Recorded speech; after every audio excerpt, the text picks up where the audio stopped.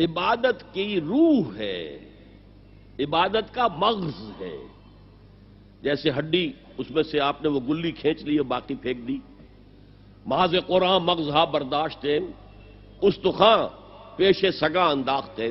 تو یہ جو مغز ہے، عبادت روح ہے، جوہر ہے، مغز ہے. دعا مغز ہے عبادت کے، بلکہ یہ بھی الدعاء هو العبادہ. اور کچھ افعال ایسے ہوتے ہیں کہ جو عبادت کے اظہار کے لیے ہوتے ہیں، تعظیم کے اظہار کے لیے. قنوت ہے، ہاتھ باندھ کر اور سر کو قدرے جھکا کر کھڑے ہونا. رکوع ہے، سجود ہے. اور پانچویں چیز عبادت میں اخلاص. کوئی ریاکاری نہ ہو، کوئی کسی کو دکھانا مقصود نہ ہو، کوئی اپنی شہرت مطلوب نہ ہو، کوئی اپنے زہد و تقوی کا اشتہار دینا مطلوب نہ ہو. اخلاص. اب ان 5 حوالوں سے میں آپ کے سامنے شرک فی العبادت کیا ہے. 2 سب سے بڑی چیزیں اطاعت اور محبت، جن سے مل کر عبادت وجود میں آئی. 3 اس کے ضمیمے ہیں: دعا، کچھ افعال یا حیتیں جسم کی، اور اخلاص. اب دیکھیے شرک فی العبادت کی یہ شکل، شرک فی الاطاعت، وہ کیا ہے؟ اللہ کے سوا کسی اور کی اطاعت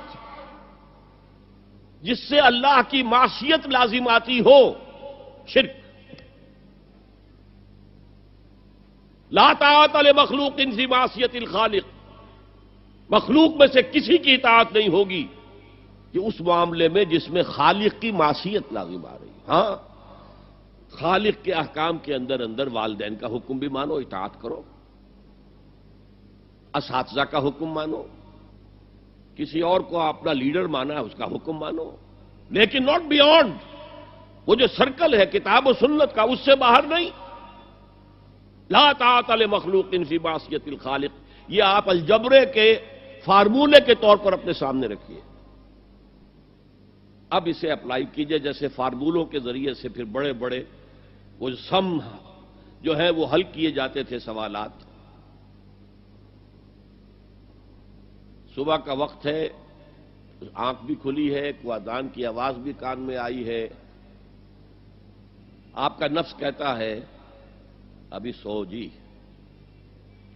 آپ نے اپنی چادر یا کمبل کو درست کیا اور کروٹ لی اور سو گئے. یہ کیا ہے؟ آپ نے کس کا حکم پیچھے پھینکا اور کس کا حکم مانا؟ اللہ کے حکم کو پیچھے پھینک دیا، نفس کے حکم کو آگے رکھا. یہ شرک. اس شرک کو جاننے والے بہت کم ہیں. مولانا روم نے خوب کہا تھا، نفس ماں ہم کم ترس فرعون نیست لیکن ایراعون نیست. میرا نفس بھی فرعون سے کم نہیں ہے. فرعون نے کہا تھا نا، الیس لی ملک مصر وہذہ الانہار تجری من تحتی. کیا اس ملک کے مصر کی حکومت میری نہیں ہے؟ اور سارا جو یہ آب پاشی کا نظام ہے، انہار کا نظام ہے، وہ میرے کنٹرول میں نہیں ہے؟ جس کا چاہوں موگا کھلا رکھوں، جس کا چاہوں بند کر دوں. یہ تھا خدائی کا دعویٰ، انا ربکم الاعلی. تو مولانا روم کہتے ہیں میرا نفس بھی اس سے کمتر نہیں ہے. وہ کہتا یہ جسم میرا ہے، اس پر میرا حکم چلے گا. میں نہیں جانتا کون اللہ کون رسول، کیا حرام کیا حلال. تو فرعون سے کم تو نہیں ہے میرا نفس. لیکن ایراعون اس کی بہت مدد تھی، فوج تھی، لاؤ لشکر تھا، تو اس نے زبان سے بھی کہہ دیا کھل کر انا ربکم الاعلی. میں مسکین ہوں، غریب ہوں، میرے پاس کوئی طاقت نہیں ہے، میں زبان سے تو کچھ نہیں کہہ سکتا، اندر سے میرا نفس یہی کہتا ہے. یہ نفس کی حکومت قرآن کہتا ہے. میں حیران ہوتا ہوں، 2 جگہ یہ مضمون آیا ہے. ارأیت من اتخذ الہہ ہواہ افانت تکون علیہ وکیلا. اے نبی تم نے دیکھا اس شخص کو، اس کے حال پر غور کیا جس نے اپنی خواہش نفس کو اپنا الہ بنا لیا ہے. اللہ اکبر. الہ لا الہ الا اللہ. کلمہ توحید کا مرکزی لفظ یہاں آ رہا ہے، من اتخذ الہہ ہواہ، جس نے اپنی خواہش نفس کو اپنا معبود بنا لیا، الہ بنا لیا۔ افانت تکون علیہ وکیلا، کیا آپ ایسے شخص کی کوئی ذمہ داری لے سکتے ہیں؟ سود حرام ہوا کرے جی، حرام ورام، ہمارا دھندا جو ہے وہ آگے بڑھ نہیں سکتا، تو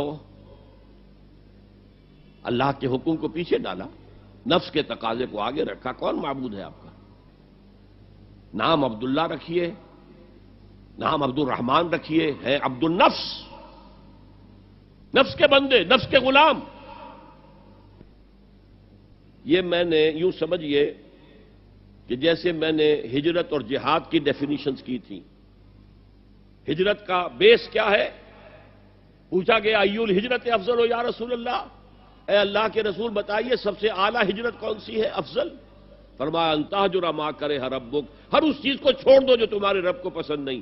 آج رات ہی سے آپ ہجرت شروع کر سکتے ہیں۔ جائزہ لیجئے کیا کیا چیزیں میری زندگی میں خلاف شریعت ہیں جو اللہ کو ناپسند ہے، فیصلہ کیجئے کہ آج کے بعد نہیں ہوگی، ہجرت شروع ہو گئی، افضل الہجرہ، سب سے افضل ہجرت شروع ہو گئی۔ لیکن ٹاپ پر لے جائیے تو یہ ہجرت جب اللہ کے دین کو قائم کرنے کی جدوجہد اس مرحلے پر آ جائے کہ اب باطل کے ساتھ ٹکراؤ ہے اور اب چاہیے کہ ساری قوت ایک مرکز پر جمع ہو جائے، ہجرت فرض کر دی گئی، وہ ہجرت گھر بار چھوڑ کر، اہل و عیال کو چھوڑ کر اور مکے کے بھیڑیوں کے رحم و کرم پر چھوڑ کر اپنے گھر والوں کو جو لوگ ہجرت کر کے آئے، حکم تھا۔ ہجرت مدینہ فرض تھی، ہجرت حبشہ فرض نہیں تھی، صرف اجازت تھی کہ جن سے سختیاں نہیں جھیلی جا رہی مزید وہ چلے جائیں۔ تو ہجرت کا یہ ابتدائی نقطہ، انتہا یہ جہاد، المجاہد من جاہد نفسہ، جہاد تو یہاں سے شروع ہو گیا، اپنے نفس کے خلاف جہاد کرنا۔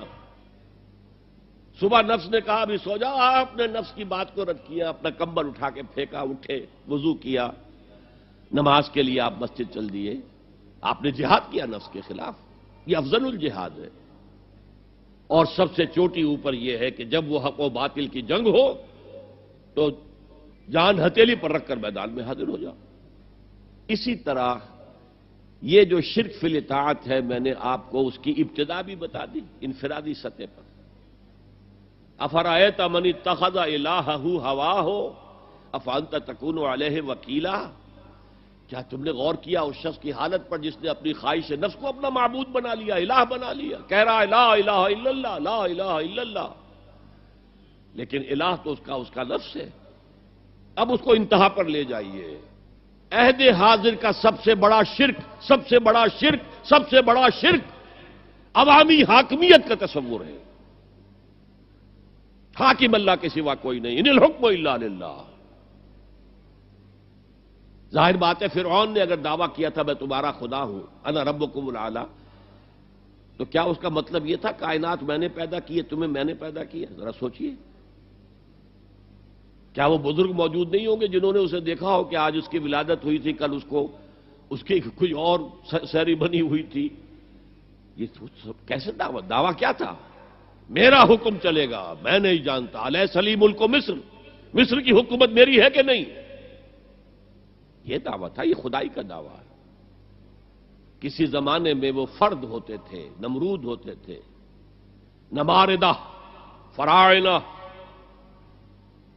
جمال عبد الناصر نے نعرہ لگایا تھا نحن ابناء الفراعنہ، بڑے فخر کے ساتھ ہم فرعونوں کی اولاد ہیں۔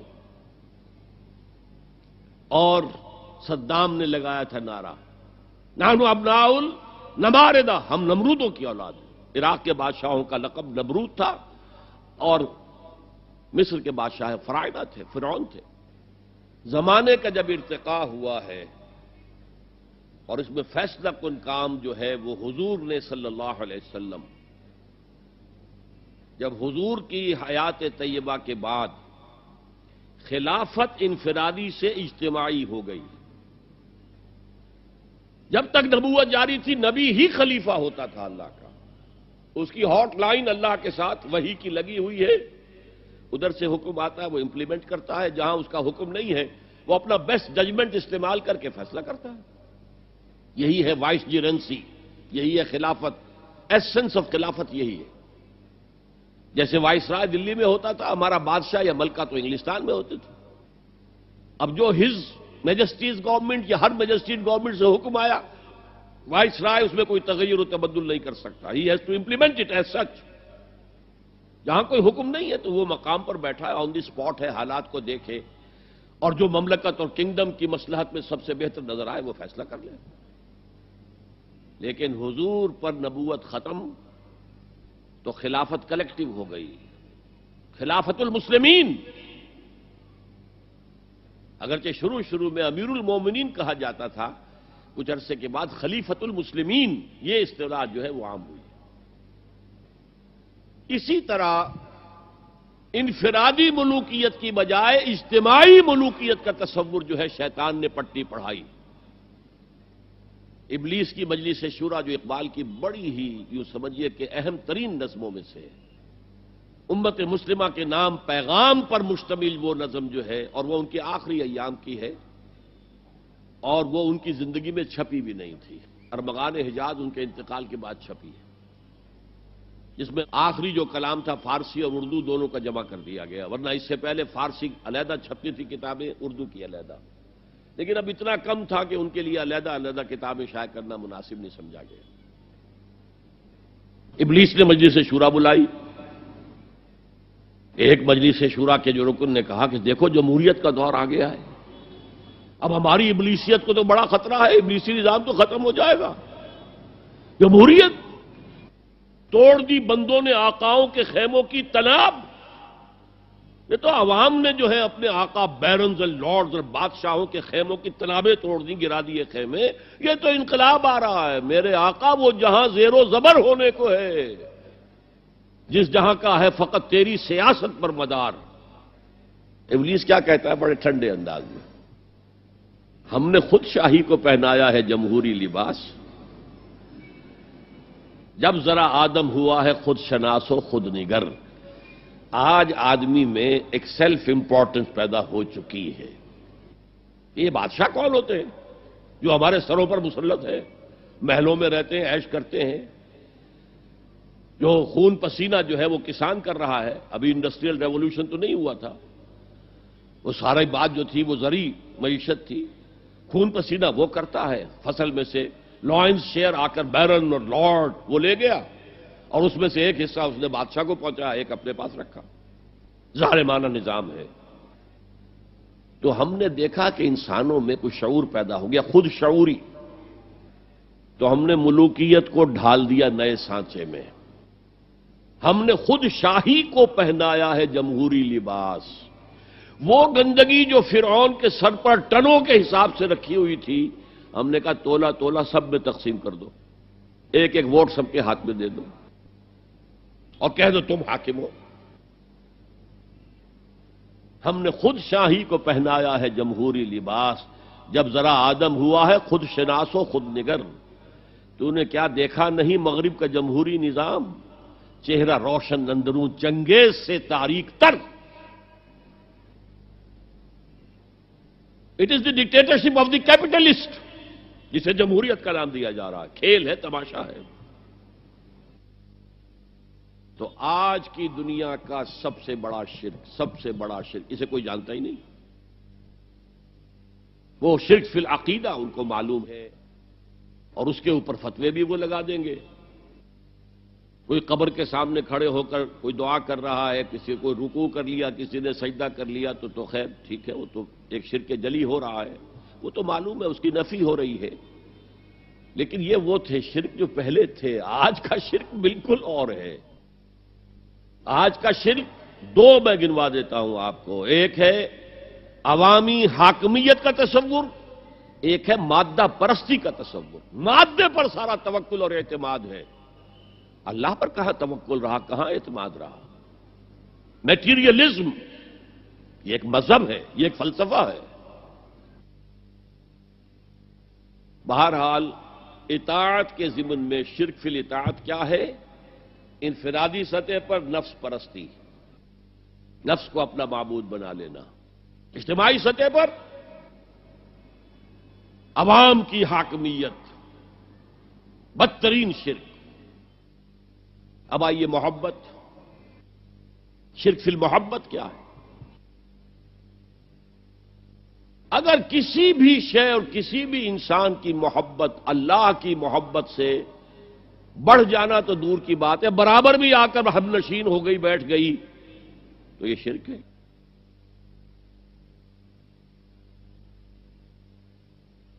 والذین آمنوا اشد حبا للہ، جب تک اشد محبت آپ میں اللہ کی نہیں ہوگی، اگر کوئی اور شے محبوب ہے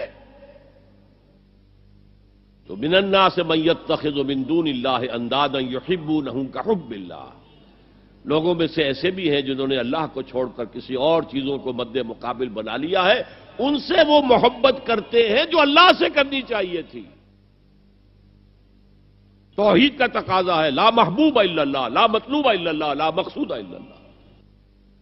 مقصود و مطلوب اور محبوب حقیقی اللہ کے سوا کوئی نہیں۔ اور وہ آیت میں آپ کو سنا چکا ہوں، سورہ توبہ کی آیت نمبر 24، انتہائی لرزا دینے والی آیت۔ قل ان کان آباؤکم وابناؤکم واخوانکم وازواجکم وعشیرتکم واموال اقترفتموها وتجارۃ تخشون کسادها ومساکن ترضونها احب الیکم من اللہ ورسولہ وجہاد فی سبیلہ فتربصوا حتی یاتی اللہ بامرہ واللہ لا یہدی القوم الفاسقین۔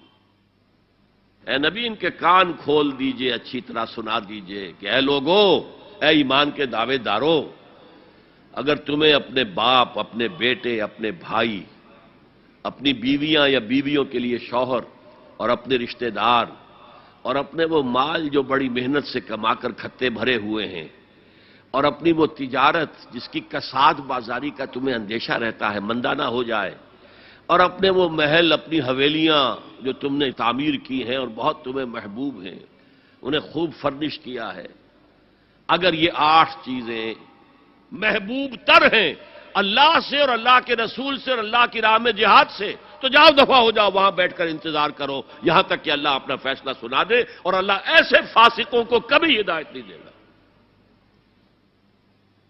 8 چیزیں۔ اقبال نے بہت خوب کہا ہے، یہ مال و دولت دنیا، یہ رشتہ و پیوند، 5 قریب ترین رشتے آ گئے، باپ، بیٹا، بھائی، زوجین اور رشتہ دار۔ رشتہ و پیوند، یہ جوڑنے والا۔ اور مال و دولت دنیا کی 3 شکلیں آ گئیں۔ دولت جو آپ اپنی بیلنس شیٹ کو دیکھ دیکھ کر آپ اس پہ خوش ہوتے ہیں، اب ہمارے ایسٹس کی یہ قیمت ہو گئی ہے اب۔ اور وہ مکانات جو آپ نے بنائے ہیں بڑے محبوب ہیں، اور ایسے بنائے ہیں، قرآن مجید میں آتا ہے لعلکم تخلدون، ایسے بنا رہے جیسے تمہیں ہمیشہ رہنا ہے ان مکانوں کے اندر۔ اور وہ کاروبار جن میں تمہیں اندیشہ رہتا ہے کہ کہیں کساد نہ ہو جائے، کوئی ڈپریشن نہ آ جائے۔ یہ 8 چیزیں، یہ مال و دولت دنیا 3، یہ رشتہ و پیوند، بتان وہم و گما لا الہ الا اللہ، یہ سب وہم و گمان کے بت ہیں جن کی پرستش میں تم لگے ہوئے ہو۔ ان سب کی پرستش چھوڑو تو لا الہ الا اللہ کا حق ادا ہوگا۔ اب اس اصول کو بھی اپلائی کرنا شروع کیجئے۔ آئیے انڈیویجول لیول پر، دولت کی محبت۔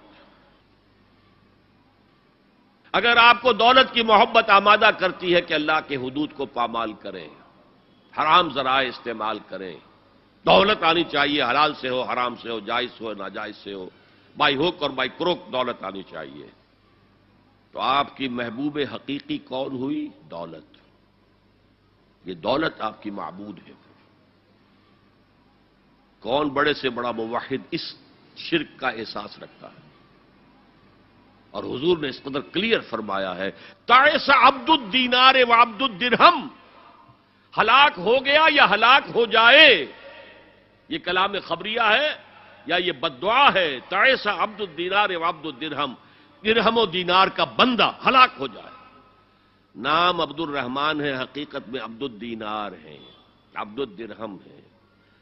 درہم و دینار آنے چاہیے، جائز سے یا ناجائز سے، حلال سے یا حرام سے، صحیح سے یا غلط سے، بائی ہک اور بائی کروک۔ تو معبود کون ہوا؟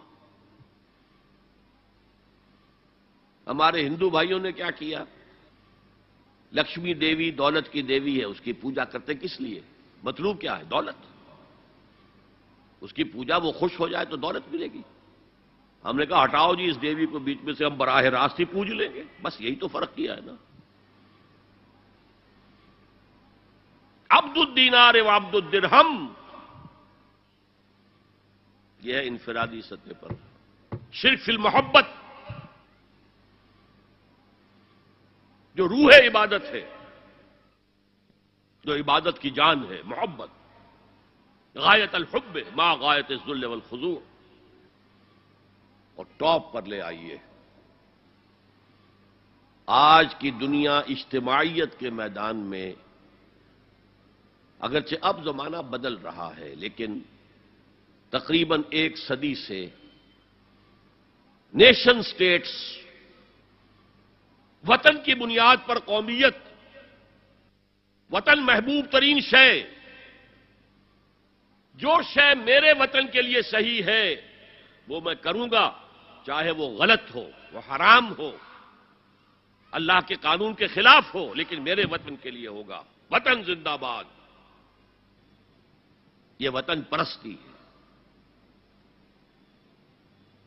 اس وطن پرستی کے مذہب کی ایک نماز بھی ہے، ترانہ ہو رہا ہے تو کھڑے ہو جاؤ، قنوت، کھڑے ہو جانا عبادت کا حصہ ہے۔ اس کا جھنڈا سلامی دو، یہ وطن کے معبود کے ریچولز ہیں، مذہب وطنیت۔ اسی لیے اقبال نے کہا تھا، اس کو سمجھا نہیں کسی نے بھی، اس دور میں میں اور ہے، جام اور ہے، جم اور، ساقی نے بنا کی روش لطف و ستم اور، تہذیب کے آزر نے ترشوائے صنم اور۔ آج کا صنم، آج کا بت کون ہے؟ تہذیب کے آزر نے ترشوائے صنم اور، مسلم نے بھی تعمیر کیا اپنا حرم اور، ان تازہ خداؤں میں بڑا سب سے وطن ہے، جو پیرہن اس کا ہے وہ مذہب کا کفن میں۔ خدا پرستی، یہ وطن کی لکیر سے تم اور ہو گئے، میں اور ہو گیا، لکیر۔ انسانیت منقسم، جو تمہارے وطن کے لیے ٹھیک ہے وہ تم کرو گے چاہے وہ اخلاقاً غلط، اور جو میرے وطن کے لیے ٹھیک ہے وہ میں کروں گا چاہے اخلاقاً غلط۔ یہ کون سا دین ہے؟ یہاں تو وطن تمہارا معبود بن گیا۔ پاکستان میں بڑا شور اٹھا تھا جب میں نے کہا تھا کہ جھنڈے کو سلامی دینا شرک ہے، اور ترانے کے وقت کھڑا ہو جانا شرک ہے۔ اور میں کبھی بھی تقریبات میں جاتا ہوں، اقبال ڈے ہو رہا ہے، کچھ اور ہو رہا ہے، میں ان تقریبات کا مقرر نہیں ہوں، لیکن جب بہت زور دیتے ہیں چلا جاتا ہوں، لیکن وہاں ترانہ پڑا جاتا میں بیٹھا رہتا ہوں، میں کھڑا نہیں ہوتا، اور اس پر چیمے گوئیاں ہوتی ہیں اخبارات کے اندر، لیکن میرے نزدیک یہ وطن کی نماز پڑھ رہے ہو تمہارا یہ قنوت اور وطن کا ترانہ، اس میں حمد ہو رہی ہے وطن کی، یہ کیا ہے؟ آج کے دور کا بدترین شرک، شرک فی المحبت۔ آگے چلیے، شرک فی الدعا، کسی کو مت پکارو کسی مدد کے لیے سوائے اللہ۔ وَأَنَّ الْمَسَاجِدَ لِلَّهِ فَلَا تَدْعُوا مَعَ اللَّهِ أَحَدًا، اللہ کے ساتھ، یعنی ایک تو یہ کہ اللہ کو چھوڑ کر کسی کو پکارنا، ایک ہے اللہ کے ساتھ پکارنا، اللہ کو بھی پکارنا، اوروں کو بھی پکارنا، بدترین شرک ہے۔ دعا اللہ کے لیے، ندا اللہ کے لیے، اس کا بھی ذرا میں تجزیہ کر دوں آپ۔ دیکھیے، ایک ہے عام مادی قوانین دنیا کے جو ہے اس کے تحت کسی سے مدد چاہنا، بھائی ذرا مجھے پانی پلا دینا، یہ بھی آپ نے مدد چاہی ہے نا۔ حضور کے بارے میں تو آیا ہے کہ آپ اتنے خوددار تھے صلی اللہ علیہ وسلم کہ اگر سواری پر ہوتے تھے اور آپ کا کوڑا نیچے گر جاتا تھا تو کسی سے یہ نہیں کہتے تھے کہ یہ کوڑا مجھے اٹھا کے دے دو، بلکہ خود سواری سے اتر کر کوڑا اٹھاتے تھے۔ تو یہ جو قانون مادی ہے اس کے تحت مدد مانگنا کوئی بری بات نہیں ہے، کوئی غلط بات نہیں۔ ماورائی اعتبار سے، غیبی اعتبار سے کسی سے مدد مانگنا کسے باشد کوئی ہو، شرک فی الدعاء۔ ان المساجد للہ فلا تدعوا مع اللہ احدا۔ ایک ہے استعارتن اقبال کہتا ہے ہمالا اے فصیل کشور ہندوستان، تو یہ خطاب بالکل ایک استعارہ سا ہے۔ اسی معنی میں مولانا حالی نے اپنی مسدس کے اختتام پر جو مناجات لکھی ہے، اے خاصہ خاصان رسول وقت دعا ہے، امت میں تیری آ کے عجب وقت پڑا ہے۔ وہ دین جو بڑی شان سے نکلا تھا وطن سے، پردیس میں وہ آج غریب الغربا ہے۔ تو اس معنی میں اس لفظ استعمال ہو جائے تو اس پر بہت زیادہ الرجک بھی نہیں ہونا چاہیے، لیکن غیبی طور پر کسی کے بارے میں یہ عقیدہ رکھ کر کہ وہ میری مشکل کشائی کر سکتا ہے، حاجت روائی کر سکتا ہے، میری مدد کر سکتا ہے، یہ شرک ہے، اور اس کے شرک ہونے میں کوئی شک نہیں۔ ان المساجد للہ فلا تدعوا مع اللہ احد۔ اب دیکھیے ہمارے یہ فرشتے یہاں بیٹھے ہیں نا، ہم کہہ سکتے ہیں ذرا بھائی میرا یہ کام کر دینا؟ نہیں کہہ سکتے۔ جبرائیل کو پکار سکتے ہیں، اے جبرائیل ذرا میرا یہ کام کر دینا؟ نہیں، وہ عالم غیب کی شے ہے۔ کسی ولی اللہ کی روح کو پکار کر کہنا کہ میری یہ مشکل دور کر دے؟ نہیں، اللہ سے کہیں، اللہ کو پکارے، اللہ جس کے ذریعے سے چاہے آپ کی ضرورت پوری کر دے۔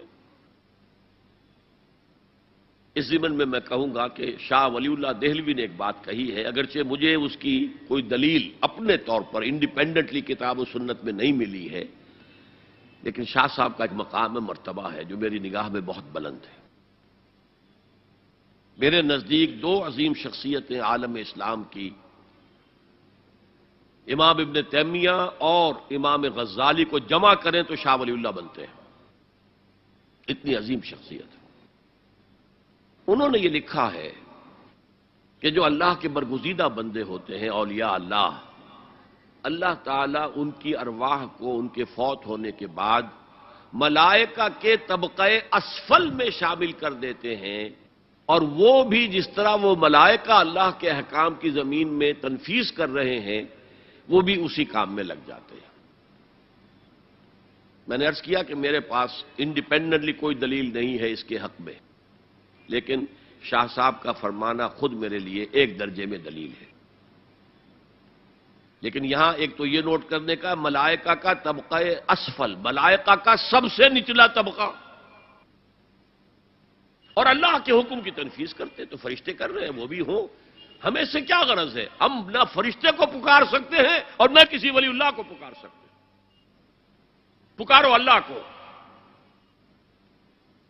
قال ربکم ادعونی استجب لکم ان الذین یستکبرون عن عبادتی سیدخلون جہنم داخرین۔ تمہارا رب کہتا ہے مجھے پکارو، مجھ سے مانگو، میں تمہیں دوں گا، تمہاری دعا سنوں گا، قبول کروں گا، اور جو بربنائے تکبر مجھ سے نہیں مانگتے وہ جہنم میں داخل ہوں گے، ذلیل و خوار ہو کر۔ حضور نے ایک بات مجھے متن یاد نہیں ہے، بہت پیاری فرمائی، دیکھو انسانوں سے تم مانگتے ہو کچھ تو ایک دفعہ تو اس کے ماتھے پر، تیوری پر بل پڑ ہی جاتا ہے، یہ کیوں میرے سامنے ہاتھ سوال کیا، کیوں مجھے اس سے مانگ رہا ہے؟ چلیے بعد میں کچھ وہ دے ہی دے، لیکن ناگوار گزرتا ہے۔ ارے اس سے مانگو جو کہتا ہے کہ مجھ سے مانگو اور میں دوں گا، وہ نہ مانگنے پہ ناراض ہے، اس سے نہیں مانگتے۔ رات کے آخری ساعتوں میں، یا جسے آپ کہتے ہیں the small hours of the morning, حدیث میں آتا اللہ نزول اجلال فرماتے، جس کو ہم نہیں جانتے کیسے نزول ہوتا ہے، ذات باری تعالیٰ اور اس کے متعلقات کے بارے میں جو بات آ گئی قرآن میں حدیث میں وہ ہم مانتے ہیں، کیسا یہ ہم نہیں جانتے، اس کا ہاتھ ہے کیسا ہے ہم نہیں جانتے، اس کا چہرہ ہے کیسا ہے ہم نہیں جانتے، اس کی ساق ہے، اس کی پنڈلی ہے کیسی ہے ہم نہیں جانتے، وہ سنتا ہے کیسے سنتا ہے ہم نہیں جانتے، کیا اس کے کان ہیں، کیا اسے بھی ساؤنڈ ویوز کی ضرورت ہے سننے کے لیے، وہ دیکھتا ہے کیسے دیکھتا ہے ہم نہیں جانتے، وہ اترتا ہے کیسے اترتا ہے ہم نہیں جانتے، جو قرآن میں آ گیا حدیث میں آ گیا مان لیجئے بس، باقی یہ متشابہات میں سے ہے، اس کی کھود کرید میں پڑو گے تو فتنے میں مبتلا ہو جاؤ گے، ابتغاء الفتنۃ وابتغاء تاویلہ، لہذا حدیث میں آتا ہے کہ رات کی آخری ساعتوں میں اللہ سمائے دنیا تک نزول فرماتے ہیں اور پھر ندا لگتی ہے، حل من سائل فاعطیہ، ہے کوئی سوال کرنے والا مانگنے والا کہ میں اسے دوں، حل من مستغفر فاغفر لہ، ہے کوئی گناہوں کی معافی چاہنے والا کہ میں اسے معاف کر دوں، ہم انٹا غفیل سو رہے ہیں، ہم تو مائل بکرم ہے، کوئی سائل ہی نہیں، راہ دکھلائیں کسے، رہنم منزل ہی نہیں، راہ کسے دکھائیں، اللہ کے راستے پر چلنے کا فیصلہ کرو، اللہ کی راہ میں جہاد کا فیصلہ کرو، پھر اللہ راستہ کھولے گا، والذین جاہدوا فینا لنہدینہم سبلنا، وہ لوگ کہ جو ہمارے راستے میں جہاد کریں، محنت کریں، مشقتیں کریں، ہم لازماً ان پر اپنے راستے کھولتے چلے جائیں گے۔ تو دعا شرک فی الدعا، مانگو صرف اللہ سے، اللہ سے، اللہ سے، وہ چاہے کسی فرشتے کے ذریعے، چاہے کسی فوت شدہ ولی اللہ کی روح کے ذریعے سے، چاہے کسی کو بھی نہیں، براہ راست اپنے حکم سے، اس کی تو قدرت ہے جو چاہے کرے، کن فیکون، وہ جیسے بھی ہو وہ آپ کی ضرورت پوری کرے گا، وہی ہے جو کہ مشکلات کو حل کرنے والا ہے، وہی ہے کہ رزق دینے والا ہے، وہی ہے جو مرض سے شفا دینے والا ہے، پکارو اسی کو، مانگو اسی سے۔ اب آئیے، کچھ مراسم عبودیت ہوتے ہیں، مراسم رسم کہتے ہیں کسی چیز کی ظاہری شکل کو، رہ گئی رسم ازاں روح بلالی نہ رہی، فلسفہ رہ گیا تلقین غزالی نہ رہی، یہ قرآن کا بھی ہم اسے رسم الخط کہتے ہیں، رسم الخط، اور یہ حضرت عثمان کے زمانے میں فائنل ہوا ہے کہ یہ اس طریقے سے لکھا جائے گا۔ تو عبدیت کے اظہار کے لیے کچھ رسومات ہیں، جس میں سے ایک پر گفتگو ہو چکی، قنوت، والقانتین والقانتات، یہ جو ہے اللہ کے حضور میں چاہے ہاتھ باندھے چاہے ہاتھ کھلے ہوں، لیکن ذرا جھک کر گردن میں خم کر کے کھڑے ہونا، یہ نماز کے اندر جو قنوت ہے یہ قنوت ہے، یہ بھی اپنی عاجزی کا اظہار ہے، عجز اور تذلل، وہ جو ابن قیم کی میں نے ڈیفینیشن آپ کو بتائی، العبادت تجمع اصلین، غایت الحب وغایت الذل والخضوع، حد درجے میں اللہ کے سامنے بچ جانا، جھک جانا، گر جانا، رکوع، سجدہ اللہ کے سوا کسی کے لیے نہیں۔ اور اس معاملے میں دین محمدی جو اپنی تکمیل کو پہنچ گیا، الیوم اکملت لکم دینکم واتممت علیکم نعمتی ورضیت لکم الاسلام دینا، آ حضور کی بعثت سے قبل سجدہ تعظیمی جائز تھا، کسی شخص کی تعظیم کے لیے، اس کی عزت کے لیے اس کے سامنے سجدہ کرنا جائز تھا۔ حضرت یوسف کے سامنے ان کے والدین اور 11 بھائی سجدے میں گر گئے، بچپن میں خواب دیکھا تھا اور 40-50 سال بعد اس کی تعبیر بالفعل ایک اس واقعے کے طور پر سامنے آ گئی۔ سجدہ کرنا، جھکنا، سجدہ کرنا، یہ جائز تھا سجدہ تعظیمی۔ حضور پر شریعت مکمل، توحید مکمل، اب ہر نوع کا سجدہ حرام مطلق ہے سوائے اللہ کے کسی کو۔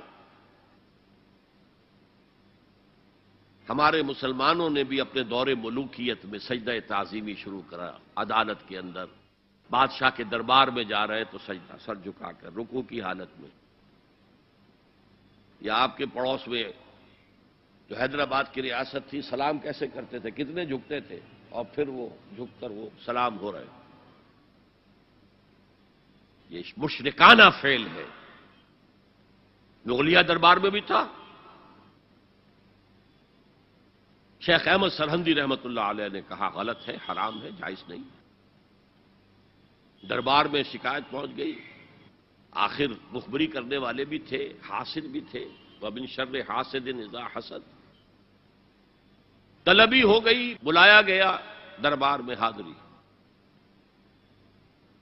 اور ایسا اہتمام کیا گیا کہ جب حضرت مجدد آگے آئیں بادشاہ تک جانے کے لیے تو درمیان میں ایک دیوار سی حائل کر کے اس میں کھڑکی کھول دی کہ اس میں سے جھک کر گزریں گے نا تو رکوع کسی درجے میں تو ہو جائے گا. رکوع بھی سجدے ہی کی ایک شکل ہے، سجدے کا ہاف کہہ لیجئے. لیکن یہ کہ جب آیات سجدہ آتی ہیں قرآن مجید میں تو عام نمازوں میں دیکھتا ہوں کہ وہ آیات سجدہ والی آیات پڑھی نہیں جاتی، حالانکہ ان کی ایک خاص کیفیت ہے.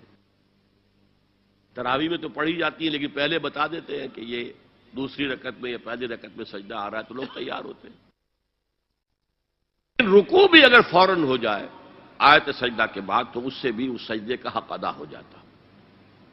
بہرحال حضرت شیخ مجدد رحمت اللہ علیہ دربار میں آئے تو اس کھڑکی میں سے پہلے پاؤں گزارے، پھر اپنا سر نکالا، پھر جیل میں ڈال دیے گئے، کوئی پرواہ نہیں. حاضر ہوا میں شیخ مجدد کی لحد پر، وہ خاک کے ہے زیر فلک مطلع انوار. گردن نہ جھکی جس کی جہانگیر کے آگے، جس کی نفس گرم سے ہے گرمی احرار.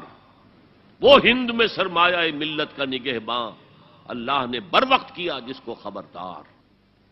دین الہی، دین محمدی کے خاتمے کا اعلان تھا. اب بڑے بڑے مولویوں نے یہ اکبر کو سبق پڑھایا تھا، بڑے مولوی، درباری مولوی،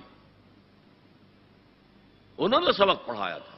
اللہ کا ایک دن 1000 برس کا ہوتا ہے اور اللہ کا ہر معاملہ 1000 سال تک ہوتا ہے. اب 1000 سال ہو گئے محمد کی رسالت کو، ان کی رسالت کا دور ختم صلی اللہ علیہ وسلم. اب دوسرا 1000 سال، اسی لیے الف ثانی کہتے ہیں نا، الف ہزار کو کہتے ہیں الف ثانی. یہ دوسرا 1000واں سال جو شروع ہو گیا ہے، اس میں ایک نئے دین کی ضرورت ہے. وہ دین اکبری ہے، دین الہی ہے. اور دین الہی کیا تھا؟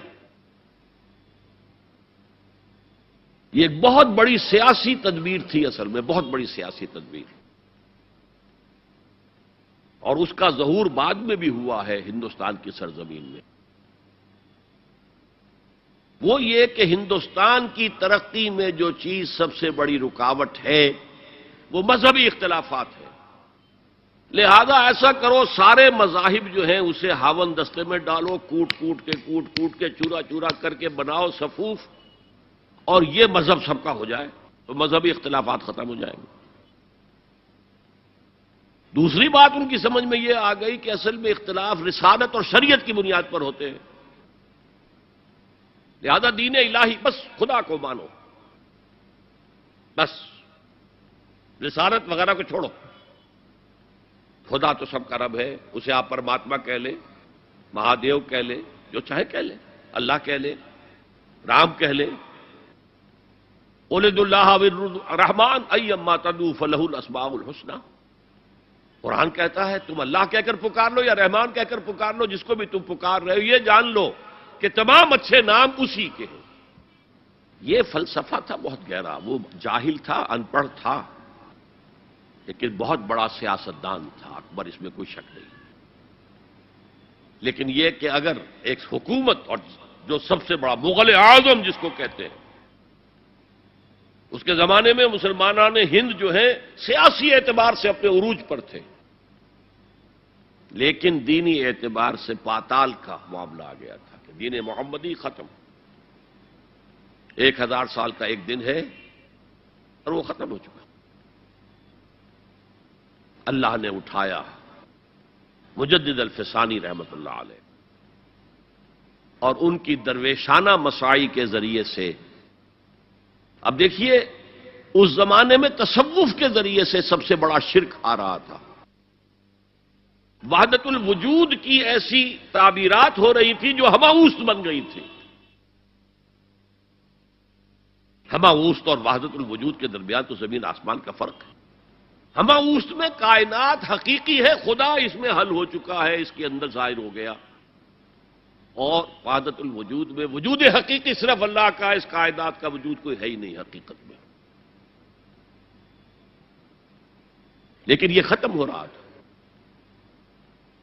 اس پہلو سے مجدد الف ثانی کے مجدد اعظم کو اللہ نے کھڑا کیا. شیخ احمد حضرت عمر کی اولاد سے تھے، فاروقی تھے. شاہ ولی اللہ بھی فاروقی تھے. رگے فاروقیم کہتے ہیں شیخ احمد سندھی، میری فاروقی رگ پھڑکتی ہے اس پر. اس کے نتیجے میں وہ دین الہی کا خاتمہ ہوا. بعد میں ہمارے ہاں یہ آیا ہے ہندوستان میں برہمو سماج، برہمو سماج. اور گاندھی جی بھی اسی فلسفے کے قائل تھے، وحدت ادیان کے. اور یہ سیاسی اعتبار سے بہت اونچی ذہنی سطح کی غمازی کرنے والی بات ہے کہ ہندوستان کے اندر کے یہ مذہبی اختلافات کو اگر ہم کسی طرح کھرل کر کے ختم کر دیں، ہاون دستہ میں ڈال کے کر دیں، تو پھر یہ کہ یہاں ترقی ہی ترقی ہے. بہرحال سجدہ، گردن نہ جھکی جس کی جہانگیر کے آگے، جس کے نفس گرم سے ہے گرمی احرار. وہ ہند میں سرمایہ ملت کا نگہباں، اللہ نے بر وقت کیا جس کو خبردار. تو ہم نے شرک فی العبادت میں پہلے بات کی شرک فی الاطاعت. انفرادی سطح پر نفس معبود، اجتماعی سطح پر عوام کی حاکمیت، بدترین شرک اس دور کا، عظیم ترین شرک. اتنے بڑے پیمانے کا شرک کبھی نہیں ہوا دنیا میں. اس کے بعد شرک فی المحبت، مال کی محبت، تعس عبد الدینار و عبد الدرہم. وطن کی محبت یا کسی اور شے کی محبت، اگر وہ اللہ کی محبت کے برابر بھی آ جائے، بڑھ جائے تو اور بھی بڑی بات کہنی پڑے گی. لیکن ہمارے پاس شرک سے اوپر کی اصطلاح کوئی نہیں. پھر شرک دعا، اللہ کے سوا کسی اور سے حاجت روائی کے لیے، مشکل کشائی کے لیے پکارنا کسی. پھر شرک فی المراسم العبودیہ، قنوت ہے، رکوع ہے، سجود ہے. یہ ذل والخضوع کی، کسی کے سامنے جھک جانے کی ایک علامت ہے، سمبل ہے. اب آخری ہے اس میں اخلاص. اور اخلاص کی ضد کیا ہے؟ ریاکاری. کوئی عبادت اگر دکھاوے کے لیے کی جائے وہ شرک ہے. یہ شرک خفی کہلاتا ہے. مال کی محبت کا شرک بھی شرک خفی ہے. نفس کی اطاعت کا شرک بھی شرک خفی ہے. اور یہ سب سے خفی شرک ہے. حضور نے فرمایا صلی اللہ علیہ وسلم، من صلی یرائی فقد اشرکا ومن صام یرائی فقد اشرکا ومن تصدق یرائی فقد اشرکا. جس نے دکھانے کے لیے نماز پڑھی اس نے شرک کر لیا. جس نے دکھاوے کے لیے روزہ رکھا اس نے شرک کر لیا. جس نے دکھاوے کے لیے خیرات کی، صدقات دیے، وہ شرک کر چکا. قد اشرکا، قد اشرکا، یہ عربی کے مزاج سے واقفیت ہو. فعل ماضی پر قد جو ہے تو وہ پرفیکٹ ٹینس بن جاتا ہے، کر چکا، وہ شرک میں ملوث ہو چکا. من صلی یرائی فقد اشرکا ومن صام یرائی فقد اشرکا ومن تصدق یرائی فقد اشرکا. اور تجزیہ کر کے یہاں تک بتایا کہ اگر کوئی شخص نماز پڑھ رہا ہو اور جب وہ یہ دیکھے کہ کوئی اسے دیکھ رہا ہے تو اپنے سجدے کو طویل کر دے تو یہ شرک ہے. فرض کیجئے 5 سیکنڈ کا سجدہ وہ کر رہا تھا، اب اس نے 7 سیکنڈ کا کیا ہے. یہ 2 سیکنڈ کس کے لیے ہے؟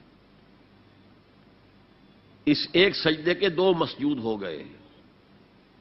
وہ 5 سیکنڈ کا سجدہ تو اللہ کے لیے، 2 اس کے لیے شرک ہو گئے. ایک اور بات فرمائی صلی اللہ علیہ وسلم، شرک خفی کو پہچاننا اور دیکھنا اتنا ہی مشکل ہے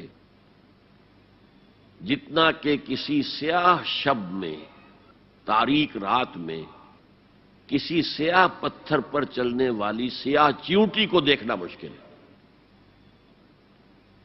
تشبیہ کا بلاغت اور فساد کی انتہا ہے. جیسے میں نے عرض کیا تھا کہ ایک جوڑے کی 2 جوتیوں کے مابین جو مشابہت ہے، امت مسلمہ اور سابقہ امت بنی اسرائیل کی، ان کے اوپر جو حالات وارد ہوئے ان میں وہی مشابہ ہے.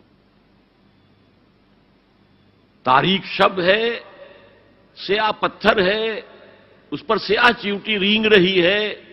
جتنا اس کو دیکھنا مشکل ہے اتنا ہی شرک خفی کو پہچاننا مشکل. کدھر کدھر سے آپ پر حملہ آور ہو جائے گا، کدھر کدھر سے آ کر آپ کی عبادت میں، آپ کی توحید میں نقب لگائے گا، اس کا آپ کو اندازہ ہو نہیں سکتا. بڑا مشکل ہے، بہت زیادہ چوکس رہنے کی ضرورت ہے. اور اس کا علاج بتایا گیا ہے خاص طور پر عبادات کے ضمن میں، کہ کچھ نہ کچھ عبادت نفل بھی کی جائے، اور نفل عبادت اس طور سے کی جائے کہ کسی کو پتہ نہ چلے. اب ہمارا حال یہ ہو گیا کہ ساری، اگر کوئی عشاء کی 17 رکعتیں پڑھتا، سب کی سب مسجد میں پڑھتا. حالانکہ صحابہ کے دور میں مسجد تھی فرائض کی ادائیگی کی. باقی جا کر نماز گھر میں پڑھو گے وہ افضل ہے. اور نوافل تو خاص طور پر اگر کسی کو تہجد کی توفیق ہو گئی ہے تو کسی نہ کسی طرح ڈھنڈورا پیٹے گا. اسے جی کیا کریں، بس رات کو جاگنا ہوتا ہے تو طبیعت جو ہے بڑی بھاری رہتی ہے. ہو گیا اپنا ڈھنڈورا پیٹ دیا. تو اس سے تو مرض اور 2 آتشا ہو جائے گا، ریاکاری اور بڑھ جائے گی. اسی طریقے سے صدقات نافلہ فرمایا ایسے دو کہ داہنا ہاتھ جو کچھ دے بائیں ہاتھ کو پتہ نہ چلے، کسی کو پتہ نہ چلے. اس سے وہ ریاکاری کی جڑیں کٹتی ہیں. ریاکاری کی جڑیں جو ہیں دل کے اندر سے کٹتی ہیں. یہ علاج ہے ریاکاری کا. لیکن ریاکاری شرک. اب میں آخری بات پر آ رہا ہوں. آپ نے سوچا ہوگا کہ اس تجزیے کے تحت تو ہر گناہ جو ہے ادنا سے ادنا گناہ بھی شرک ہے. فجر کی نماز کے وقت اگر اٹھ کے نہیں گئے اور چادر یا کمبل کو سیدھا کر کے لیٹ گئے تو یہ شرک ہے. پھر کون سے گناہ ہے جو اللہ معاف کرے گا؟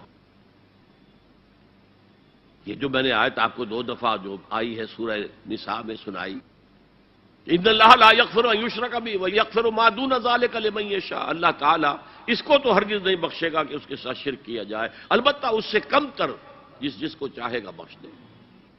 تو جان لیجئے یہ جو باریک تجزیہ میں نے کر کے بتایا ہے یہ اپنی جگہ 100% درست ہے.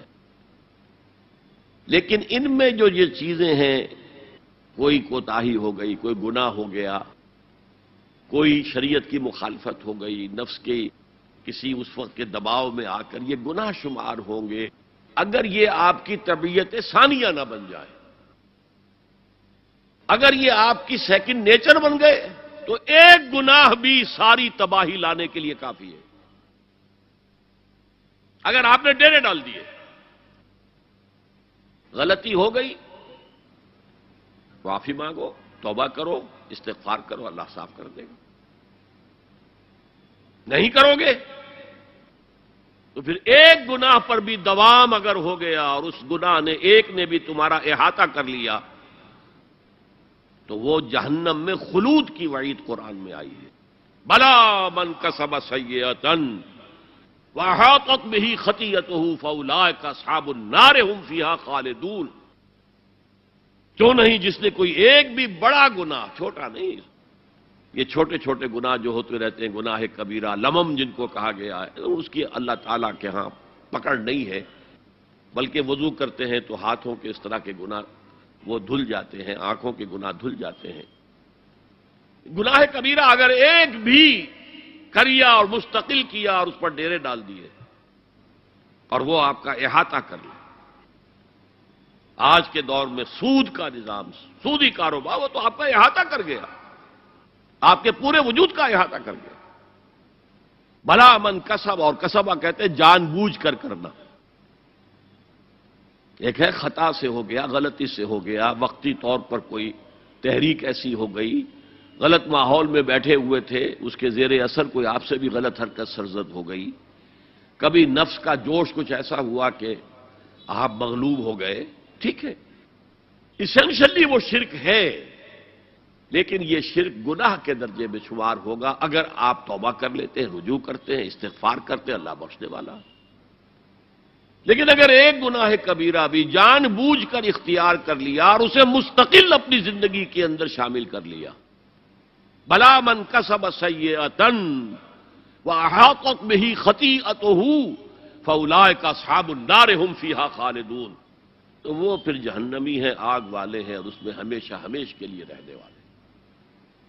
شرک فی ذات کے ضمن میں میں نے عرض کیا تھا کہ سورہ اخلاص جامع ترین اس کی نفی پر ہے،